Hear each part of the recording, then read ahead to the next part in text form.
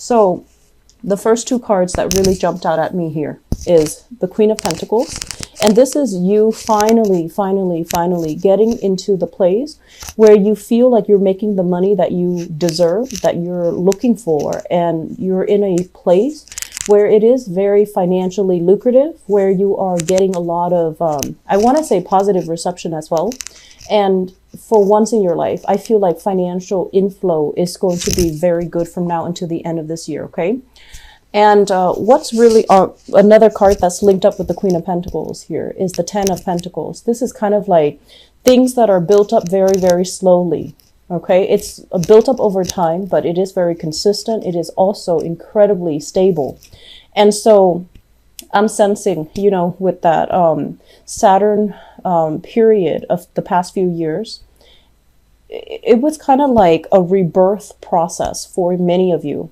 And you really looked at your finances and you really looked at your career sector and you're trying to figure out, you know, what is the best logical step that I need to take so that I can secure a future for myself. Many of you are really adamant about, you know, planning for your retirement, planning to kind of like build up wealth so that you can leave a legacy for your children, so that you can leave something so that when you're gone, your children can inherit them. And then others really trying to build up wealth, savings, and especially, you know, investing in lucrative work projects, work assignments, or even like investment portfolios that I'm seeing here with this card. So you're making your money grow for you. And I do feel that there's going to be a lot of abundance and prosperity in the home environment. You're providing for your kids. No one is really worried about, you know, where the next meal is coming from. And I'm also sensing as well, you're building a lot of stability for your financial future. Okay. Another thing coming through, and this is something that kind of jumped out at me too. So this is your energy here, Scorpio. This is, it's a more nurturing quality because it's shown up here as the Queen of Cups. Okay. So when it relates to people that you're dealing with, as well as how you connect to other people, I feel that emotionally, these emotional connections, what you might have realized coming into this month of October is that, you know, on the one hand, you're emotionally connected to another person and you want them to be okay. It's hard for you to sever the connection that you have with another person. You're very wound up with them. You're very emotionally invested. And many of you have gone through the process where you kind of stop taking care of yourself so that you can take care of either your relationship partners or your relationship partners. There was great demand.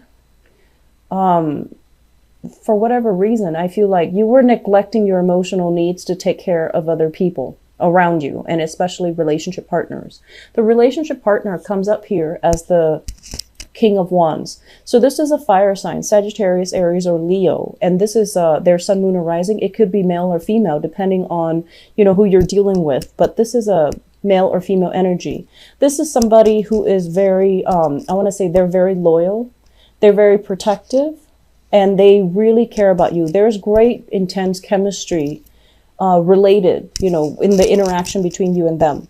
But I feel like they're at a point where they're trying to figure things out for themselves. And they're at a point where they're trying to take a next step, a big leap in their financial life, in their career, in their professional life.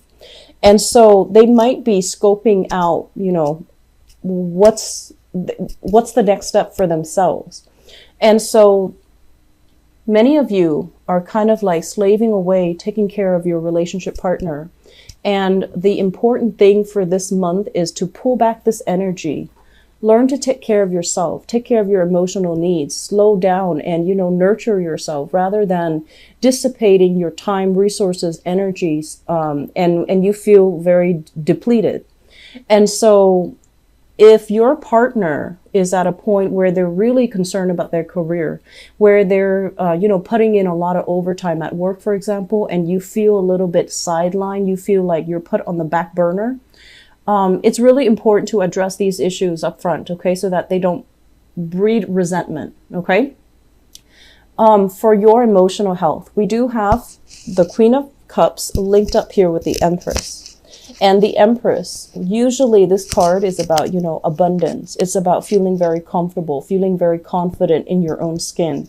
When it shows up in the reverse position, I feel like for many of you professionally, you might be feeling a little bit like, do I have the skills? Do I have the knowledge? Am I capable? So there's a lot of self-doubt coming through for this month, whether or not you have the skills to do something, whether or not you're going to be able to succeed, whether or not things are going to work out in your relationship sector, and whether or not as well, things are going to work out the way you anticipate in the financial sector. So the self-doubt, you know, Scorpios, as with every water sign, I feel water signs are bogged down with a lot of self-doubt, a lot of negative self-talk too, because deep down there's a deep sense of insecurity, you know, like, am I good enough? Is it the right thing for me? If it's the right thing for me, why does it take so long? Why is it so difficult? Because intuitively, you understand that when it's the right thing, it should flow. It should be smooth. It shouldn't require so much investment and so much work and so much back and forth. And so you're questioning the validity of either a relationship, or you're questioning the validity of, am I in the right career? Am I in the right place? Am I going to be able to make it and be successful? Because I feel like you feel like you're lacking in either experience, you feel you're lacking in either, you know, self-confidence to be able to make the next step, to be able to make that leap to secure your financial future.